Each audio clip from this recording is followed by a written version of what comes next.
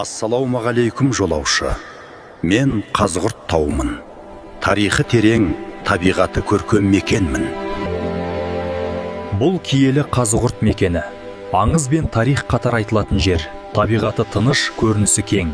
Таудың етегінде орналасқан осы ауылға жыл сайын көп қонақ келеді. Маған адамдар демалуға, табиғатты көруге, тілек айтуға келеді. Егер жолың түссе келіп көр.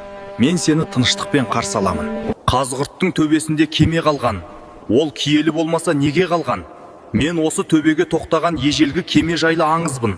Көп адам бұл жерге сол оқиғаны еске алып келеді. Фотоға түседі, тынышталып тұрады. Жолың түксе осы төбеге көтеріліп көр. Бұлым Қазығұрт асуы. Талай адам осы жолмен өтті. Бірі сапарға шықты, бірі үйіне қайтты, бірі... Сәлем, мен Қазығұрт асуымын. Фотоға түсіп кет, көрініс керемет. Жолың болсын.